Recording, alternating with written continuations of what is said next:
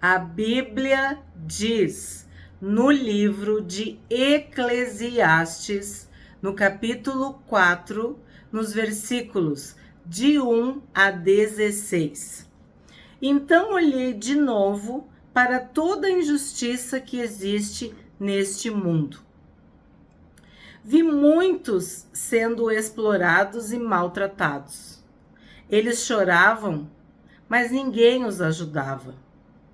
Ninguém os ajudava porque os seus perseguidores tinham o poder do seu lado.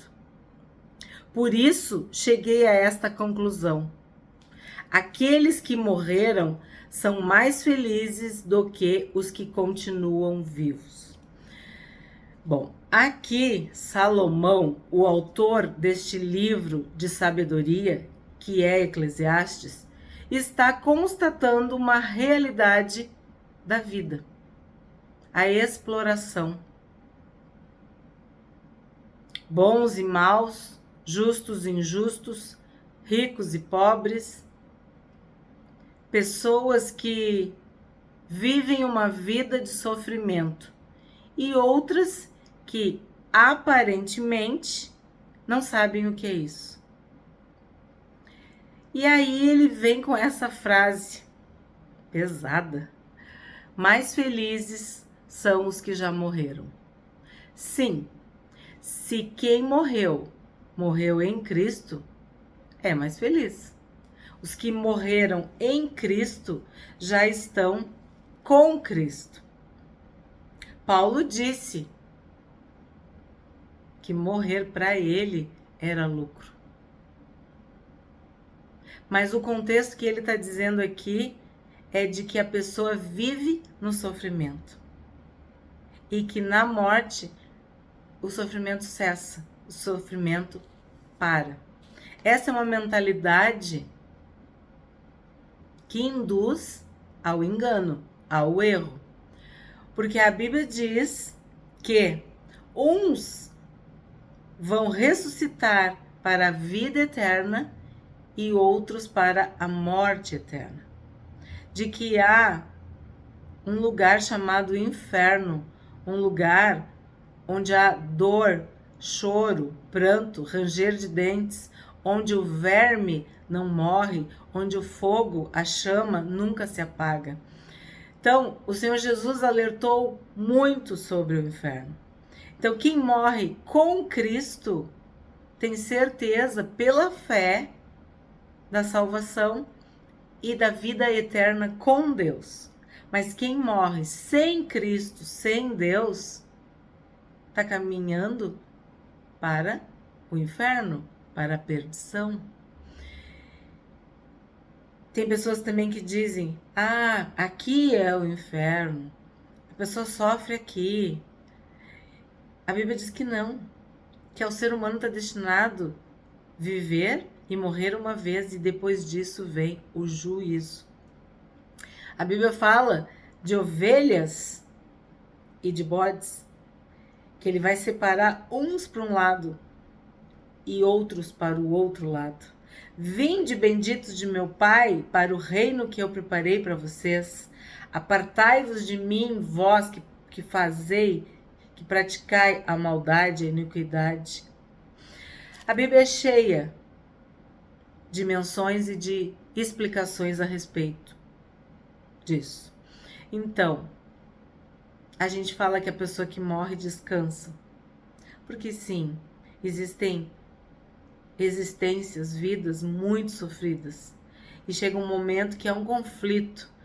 Tu não quer perder aquela pessoa, mas aquela pessoa está sofrendo tanto que nós pedimos a Deus misericórdia, que cesse aquela dor, aquele sofrimento, porque não há mais o que fazer. Mas também sabemos de pessoas que são abençoadas com um milagre. Pessoas que voltam de um coma, que voltam de uma UTI, que têm curas milagrosas, enfim. A soberania de Deus, a vontade de Deus acontece na vida das pessoas que creem, que se entregam, que buscam, que clamam, que oram. E Deus se manifesta. Deus se revela com poder, com prodígios, com sinais, com maravilhas. Mas aqui, Salomão está lamentando que pessoas sofram tanto. Então, ele compara que a morte para essas pessoas seria um alívio. Então, mais felizes os que já morreram, no sentido de que pararam de sofrer. E isso é um consolo para nós, né? A gente se consola com essa palavra.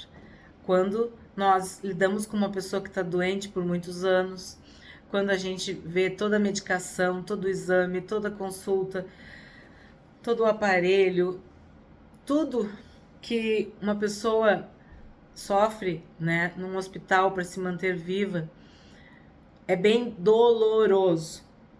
E às vezes a gente se questiona, né, a respeito disso, de que mais felizes são aqueles que já morreram. Mas se tu tá passando por isso, ou alguém da tua família, eu quero te dizer que viver ou morrer sem Deus é uma perdição. Não importa se é a vida ou se é a morte. Se nós somos de Cristo, se nós estamos com Cristo, nós temos vitória, nós somos mais do que vencedores. A palavra diz que nada nem ninguém pode nos separar de Deus, nem mesmo a morte. Por quê? Porque Jesus venceu a morte. Porque o salário do pecado é a morte. Nós morremos por causa do pecado. Então, se Jesus venceu a morte, venceu o pecado, nos libertou, nós podemos ter essa fé, essa esperança de que, seja a vida ou seja a morte, nós estaremos com Cristo, com Deus, no seu reino. É um assunto que tu pode aprofundar mais no estudo de Eclesiastes. Tu pode meditar mais sobre esse tema, porque nós estudamos versículo por versículo deste livro. E agora eu tô dando só uma notícia. Tô só fazendo destaques. 5. Ó, eu vou reler o 3. Vamos reler. Porém, mais felizes do que todos são aqueles que ainda não nasceram e que ainda não viram as injustiças que há neste mundo. Também descobri por que as pessoas se esforçam tanto para ter sucesso no seu trabalho. É porque elas querem ser mais do que os outros. Mas tudo é ilusão. É tudo como correr atrás do vento.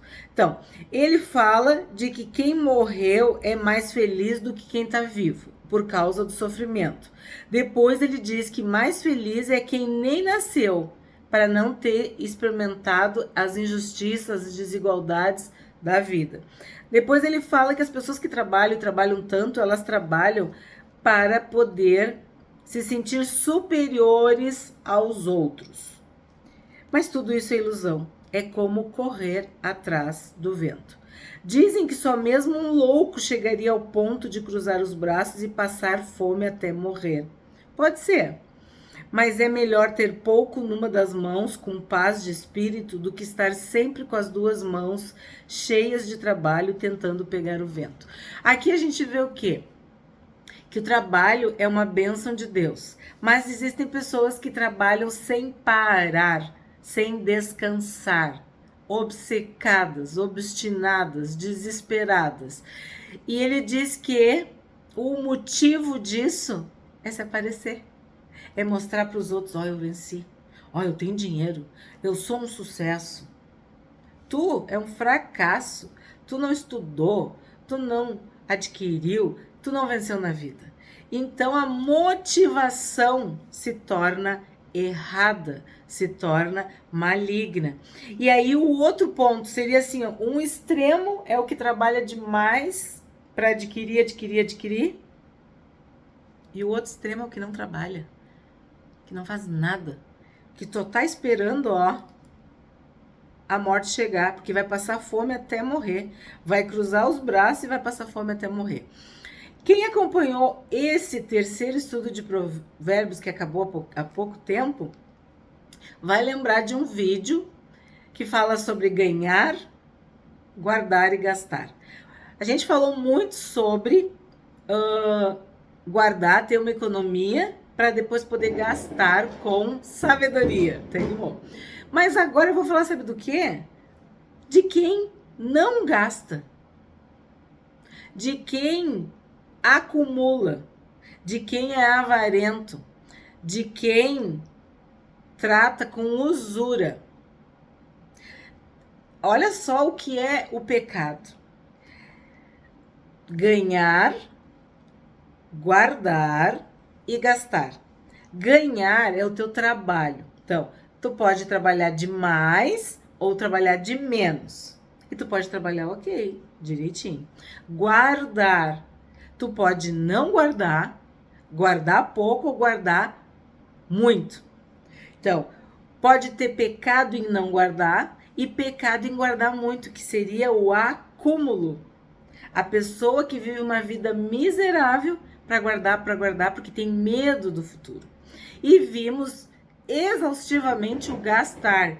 Gastar demais leva à pobreza. E gastar de menos. Uma pessoa que gasta de menos é por quê? Porque ela guarda demais. Então a palavra de Deus é perfeita. O que Deus quer de nós? Que a gente trabalhe, mas que a gente descanse. Que a gente guarde, mas que a gente gaste. Que haja equilíbrio, que haja bom senso, que haja sabedoria, inteligência, discernimento para levar essas 3 áreas da nossa vida. E uma pessoa que cruza os braços, não faz nada e espera a morte chegar, morre de fome porque não tem coragem de fazer nada, não tem ânimo para nada, é o extremo de tudo isso, né? 6. Aí ele fala, pode ser, mas é melhor ter pouco numa das mãos com paz de espírito do que estar sempre com as 2 mãos cheias de trabalho tentando pegar o vento. É aquela pessoa que não tem limite, que não para, que não tem sabedoria, não tem bom senso, que não ama a vida. Porque amar a vida significa desfrutar, poder aproveitar do fruto do teu penoso trabalho. Descobri que na vida existe mais uma coisa que não vale a pena. É o homem viver sozinho, sem amigos, sem filhos, sem irmãos, sempre trabalhando e nunca satisfeito com a riqueza que tem. Para que é que ele trabalha tanto, deixando de aproveitar as coisas boas da vida? Isso também é ilusão. É uma triste maneira de viver. Olha o que eu acabei de falar. Eu meio que antecipei esse versículo aqui. Porque uma pessoa que guarda, ela não vive. Louco, essa noite pedirão a tua alma o que tu tem guardado, acumulado, reservado, investido. É para quem? Vai ficar para quem? Tu não aproveitou nada. Tu não curtiu a tua vida, né? E ele diz o quê? Que isso é uma ilusão. É uma triste maneira de viver. Ou, eu diria, de morrer aos poucos. De não viver, não usufruir, não desfrutar, não aproveitar a vida. 9. É melhor haver 2 do que 1, porque 2 pessoas trabalhando juntas podem ganhar muito mais. Se uma delas cai, a outra ajuda a se levantar. Mas se alguém está sozinho e cai, fica em má situação, porque não tem ninguém que o ajude a se levantar. Se faz frio, 2 podem dormir juntos e se esquentar, mas um sozinho, como é que vai se esquentar? 2 homens podem resistir a um ataque que derrotaria um deles, se estivesse sozinho. Uma corda de 3 cordões é difícil de arrebentar. Bom, aqui é uma parte muito interessante que fala que 2 é melhor do que 1. E de que existe o cordão de 3 dobras. Uma corda com 3 cordões. E nós entendemos que podemos levar esse entendimento para o casamento, de que o casamento que permanece, que não arrebenta, que não se desmancha, que não se quebra, é o de 3 dobras. É Deus, o marido e a esposa. Deus disse no Éden, em Gênesis, não é bom que o homem esteja só. Eu vou fazer para ele uma companheira, uma ajudadora, uma que lhe seja idônea. Então, é plano de Deus que o homem tenha a mulher e que a mulher tenha o homem. Que eles, juntos, unidos, numa só carne, permaneçam assim. Mas como que eles vão permanecer? Porque Deus está junto. Quem que estava no Éden? Não era Deus, Adão e Eva? Pois esse é o plano de Deus. O plano de Deus é o marido, a esposa e Deus. Deus, marido e a esposa. É isso que Deus planejou. Por isso que aqui ele explica que os dois juntos, eles têm mais sucesso. Eles têm maior paga do seu trabalho. Eles lucram mais, eles ganham mais, eles prosperam, eles vencem. Porque foi assim que Deus planejou. E se Deus planejou e tu está fazendo a vontade de Deus, a certeza da bênção e da presença de Deus é certa, é garantida. Então, esse é o cordão de 3 dobras, que é difícil de arrebentar. 13. O moço pobre, mas sábio, vale mais do que o rei velho e sem juízo, que já não aceita conselhos. Um homem pode muito bem sair da cadeia e se tornar o rei do seu país, mesmo tendo nascido pobre. Eu pensei em todas as pessoas que vivem neste mundo e imaginei que existe entre elas, em algum lugar, um moço que tomará o lugar do rei. O número de pessoas que um rei governa é muito grande. No entanto, quando deixa de ser rei, ninguém é agradecido pelo que ele fez. É tudo ilusão, é tudo como correr atrás do vento. Aqui a gente vê o quê? Um contraste, uma oposição, uma comparação entre juventude, né, de um lado, e velhice ou maturidade, conforme tu queira, do outro. Então, às vezes um jovem é sábio, às vezes o jovem não é sábio. Às vezes o velho é sábio, às vezes ele não é sábio. Então, existe essa diferença. Outra coisa que ele ressalta, a pobreza, ser pobre. E de outro lado, a realeza, né? Ele fala do rei, que supõe que o rei é rico. Então, seria de um lado a pobreza, do outro lado a realeza, a riqueza. E aí a gente percebe de novo, pode ser um rei, mas tá velho, idoso, não aceita mais nada, não entende mais nada, parou de crescer, parou de aprender, parou de melhorar como pessoa. O outro é pobre, mas é sábio e é jovem, está aprendendo numa velocidade muito rápida. E aí depois ele fala da sabedoria e da insensatez, quer dizer, da loucura e do discernimento, do juízo, né? A pessoa que tem bom senso. Então, o que a gente aprende? Que isso pode alternar. Tu pode ter homens idosos sábios e tu pode ter homens idosos loucos. Tu pode ter um jovem pobre, mas tu pode ter um jovem rico que se torna rei e que manda em todo mundo, governa. Vimos quando estudamos reis.